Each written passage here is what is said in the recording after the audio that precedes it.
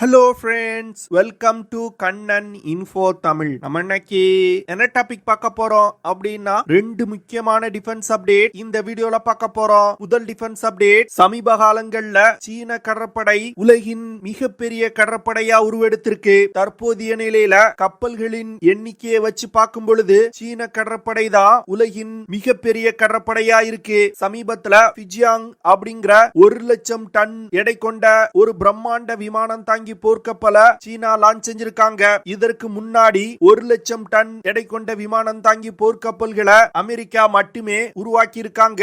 தற்போது சீனாவும் விமானம் தாங்கி போர்க்கப்பல வெற்றிகரமா உருவாக்கி இருக்காங்க.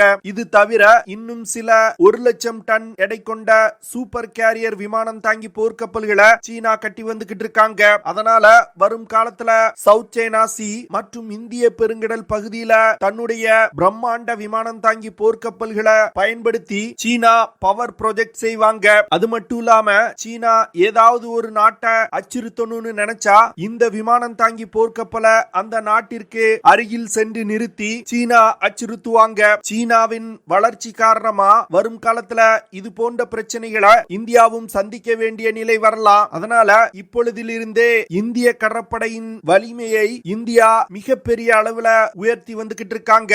சீனா உருவாக்கி இருக்க 1,00,000 டன் எடை கொண்ட விமானம் தாங்கி போர்க்கப்பல்களுக்கு போட்டியா இந்தியா ஒரு மிகப்பெரிய திட்டத்தை தற்போது கையில் எடுத்து செயல்படுத்த இருப்பதா செய்திகள் வெளிவந்திருக்கு. இந்தியா எவ்வளவு பெரிய விமானம் தாங்கி போர்க்கப்பலை உருவாக்க போறாங்க, விமானம் தாங்கி போர்க்கப்பல்களோட முக்கியத்துவம் என்ன, இதன் மூலமா வரும் காலத்துல இந்தியா என்ன விஷயத்தை சாதிக்க முயல்றாங்க அப்படிங்கிறது குறித்து பார்க்கலாம். இரண்டாவது அப்டேட், பல இந்திய தனியார் நிறுவனங்கள் ட்ரோன் தயாரிப்புல தற்போது ஈடுபட்டு வந்துகிட்டு இருக்காங்க.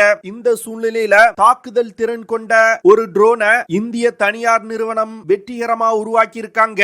எந்த தனியார் நிறுவனம் அந்த ட்ரோனை உருவாக்கி இருக்காங்க, அந்த நிறுவனம் உருவாக்கி இருக்க ட்ரோனோட செயல்திறன் மற்றும் சிறப்பு அம்சங்கள் என்ன, அந்த ட்ரோனை பயன்படுத்தி என்ன மாதிரியான ஆபரேஷன்களை கேரி அவுட் செய்ய முடியும் அப்படிங்கிறது குறித்து நம்ம டீடைலா இந்த வீடியோல பார்க்கலாம். நம்ம சேனல்ல டிஃபென்ஸ் மற்றும் ஜியோபாலிட்டிக்ஸ் சம்பந்தமா தினம் ஒரு வீடியோ பப்ளிஷ் பண்ணிட்டு இருக்கோம். உங்களுக்கு நம்ம சேனல்ல பப்ளிஷ் பண்ணக்கூடிய வீடியோஸ் பிடிச்சிருந்துச்சுன்னா சேனலை சப்ஸ்கிரைப் பண்ணி சப்போர்ட் பண்ணுங்க. நீங்க பண்ற ஒவ்வொரு சப்ஸ்கிரிப்ஷனும் எனக்கு அடுத்தடுத்த வீடியோஸ் போடுறதுக்கு ஒரு மோட்டிவேஷனா இருக்கும். தற்போது நடந்து வரும் யுத்தங்கள்ல விமானம் தாங்கி போர்க்கப்பல்கள் ஒரு முக்கியமான ரோலை பிளே பண்ணி வந்துகிட்டு இருக்கு. குறிப்பா சொல்லணும்னா சமீபத்துல இஸ்ரேல் மற்றும் ஈரானுக்கு இடையில் யுத்தம் வருவது போன்ற சூழ்நிலை ஏற்பட்டது. உடனே இஸ்ரேலுக்கு ஆதரவா அமெரிக்கா தன்னுடைய விமானம் தாங்கி போர்க்கப்பலை மத்திய தரைக்கடல் பகுதிக்கு நகர்த்தினாங்க.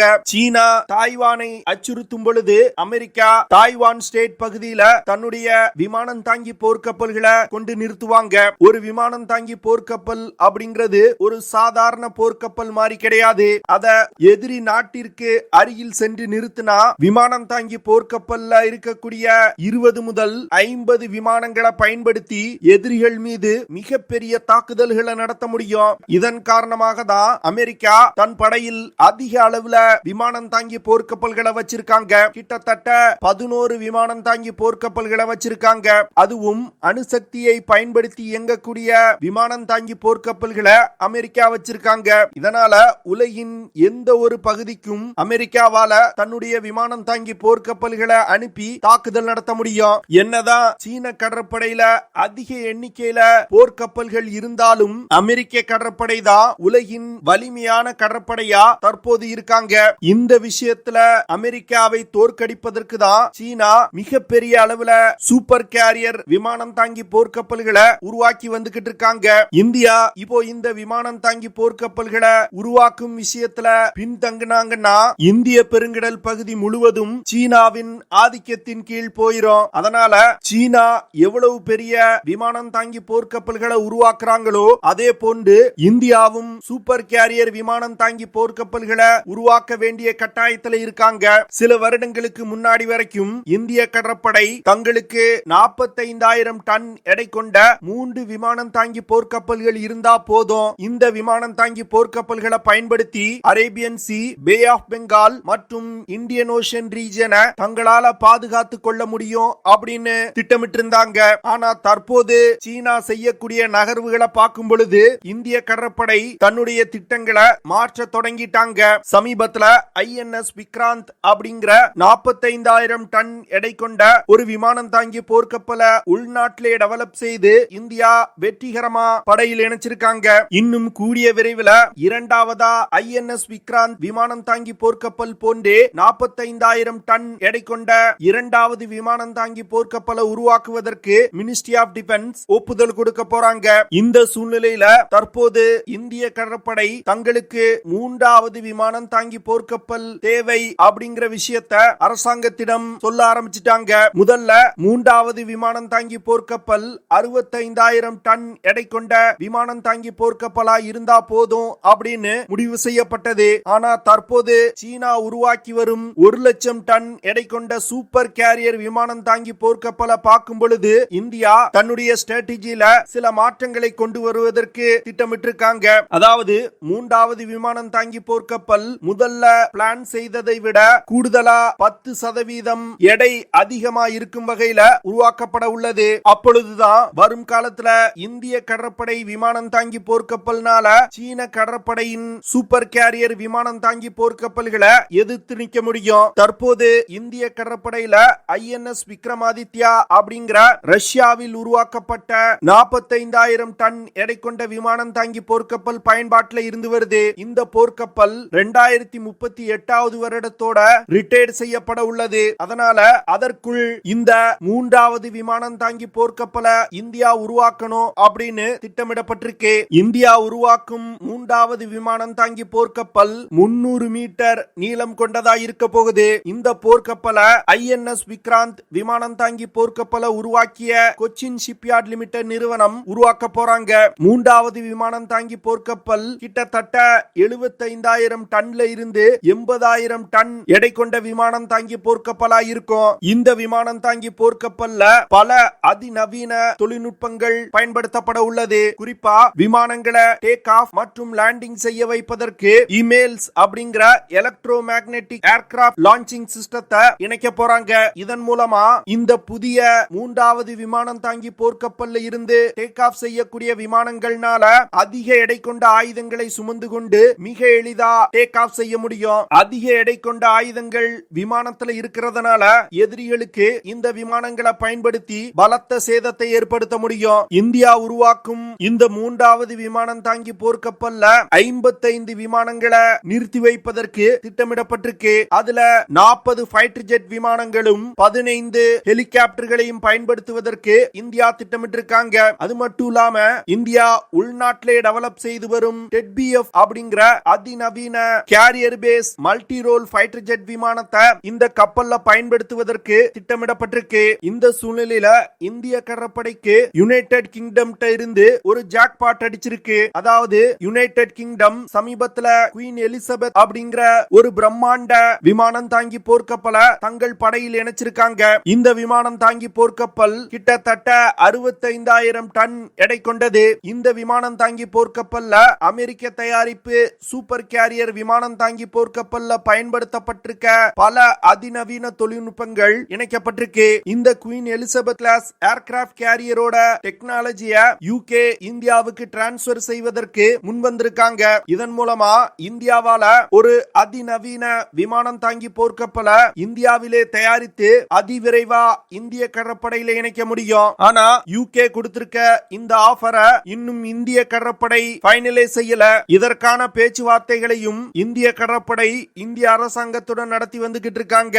முதல்ல இந்த மூன்றாவது விமானம் தாங்கி போர்க்கப்பல்களை நியூக்ளியர் பவரை பயன்படுத்தி இயக்குவதற்கு திட்டமிடப்பட்டது. ஆனா ஒரு நியூக்ளியர் பவர்ட் ஏர்கிராஃப்ட் கேரியரை உருவாக்குவதற்கு அதிக காலமாகுது. அது மட்டும் இல்லாம செலவும் மிக அதிகமாகுது. ஒரு நியூக்ளியர் பவர்ட் ஏர்கிராஃப்ட் கேரியரை உருவாக்குற செலவுல 2 கன்வென்ஷனல் ஏர்கிராஃப்ட் கேரியர்களை இந்தியாவால உருவாக்க முடியும். இதன் காரணமா அந்த திட்டத்தை கைவிட்டுட்டு சாதாரண கன்வென்ஷனல் பவர்ட் ஏர்கிராஃப்ட் கேரியர்களை இந்தியா உருவாக்க திட்டமிட்டிருக்காங்க. சமீபத்துல இந்தியன் டிஃபென்ஸ் மினிஸ்டர் திரு ராஜ்நாத் சிங் அவர்கள் இந்தியாவுக்கு குறைந்தது 5 விமானம் தாங்கி போர்க்கப்பல்களாது தேவை அப்படின்னு சொல்லியிருக்காரு. அதனால வரும் காலத்துல இந்திய கடற்படை அதிக எண்ணிக்கையில விமானம் தாங்கி போர்க்கப்பல்களை உருவாக்குவாங்க அப்படின்னு எதிர்பார்க்கப்படுது. அடுத்த அப்டேட், பெங்களூரை தலைமையிடமாக கொண்டு இயங்கக்கூடிய flying veg defence and aerospace அப்படிங்கிற அப்படிங்கிற ஒரு தனியார் ட்ரோன் தயாரிப்பு நிறுவனம் ஒரு மிகப்பெரிய சாதனையை பண்ணிருக்காங்க. அதாவது FWD-200B அப்படிங்கிற ஒரு அதிநவீன பாம்பர் UAV-ய வெற்றிகரமா உருவாக்கி இருக்காங்க. முதல்ல இந்த flying wedge defence and aerospace நிறுவனம் இந்த FWD-200B UAV-ய ஏரோ இந்தியா நிகழ்ச்சியில காட்சிப்படுத்தி இருந்தாங்க. அந்த பாம்பர் UAV-யோட மார்க்அப் மாடலை தான் அறிமுகப்படுத்தினாங்க. இதனை தொடர்ந்து அந்த நிறுவனம் தற்போது FWD-200B ட்ரோனை வெற்றிகரமா உருவாக்கி லோ மற்றும் ஹை ஸ்பீட் டாக்ஸி ட்ரையல வெற்றிகரமா முடிச்சிருக்காங்க. இந்த டாக்ஸி ட்ரையல DRDO நிறுவனத்தின் ஏரோநாட்டிக்கல் டெஸ்டிங் ரேஞ்சில வச்சு வெற்றிகரமா நடத்தி முடிச்சிருக்காங்க. இன்னும் கூடிய விரைவில் இந்த நிறுவனம் FWD-200B ட்ரோனோட முதல் பறத்தல வெற்றிகரமா நடத்துவாங்க அப்படின்னு எதிர்பார்க்கப்படுது. ஏரோ இந்தியா நிகழ்ச்சியில இந்த பாம்பர் UAV-ய அறிமுகப்படுத்தும் பொழுது நிறைய டிஃபென்ஸ் எக்ஸ்பர்ட்ஸ் இந்த UAV-யோட செயல்திறன் குறித்து கேள்வி எழுப்பினாங்க. இந்த சூழ்நிலையில flying wedge defence and aerospace நிறுவனம் தற்போது புதிதாக உருவாக்கியிருக்க இந்த பாம்பர் UAV-யோட செயல்திறனை வெளியிட்டிருக்காங்க. அதாவது இந்த ட்ரோன்னால அதிகபட்சமா 498 கிலோகிராம் எடை கொண்ட மிசைல்ஸ், பாம்ஸ் போன்றவற்றை எடுத்து சென்று தாக்குதல் நடத்த முடியும். இந்த ட்ரோன்களை கட்டுப்படுத்துவதற்கு கண்ட்ரோல் ஸ்டேஷன்கள் உருவாக்கப்பட்டிருக்கு. இந்த கண்ட்ரோல் ஸ்டேஷன்ஸை பயன்படுத்தி 200 கிலோமீட்டர் வரைக்கும் இந்த ட்ரோன்களை கட்டுப்படுத்த முடியும். அது மட்டும் இல்லாம இந்த FWD-200B ட்ரோன்னால அதிகபட்சமா 200 கிலோமீட்டர் பெர் ஹார் வேகத்துல பறக்க முடியும். இந்த ட்ரோன்கள்னால 12 முதல் 20 மணி நேரம் வரைக்கும் தொடர்ந்து பறக்க முடியும். இப்படி அதிக நேரம் இந்த ட்ரோன்கள் பறக்கிறதுனால காத்திருந்து தாக்குதல்களை நடத்த முடியும். இந்த flying wedge defence and aerospace நிறுவனம் இந்த ட்ரோனை முழுக்க இந்தியாவிலே டிசைன் செய்து வெற்றிகரமா உருவாக்கி இருக்காங்க. சில வருடங்களுக்கு முன்பு வரைக்கும் இந்தியால ட்ரோன் தயாரிக்கக்கூடிய நிறுவனங்கள் மிக குறைவா இருந்துச்சு. அப்படியே இருந்தாலும் சர்வேலன்ஸ் மற்றும் ரெக்கனசன்ஸ் செய்யக்கூடிய ட்ரோன்களை மட்டுமே இந்திய நிறுவனங்கள் தயாரிச்சு வந்துகிட்டு இருந்தாங்க.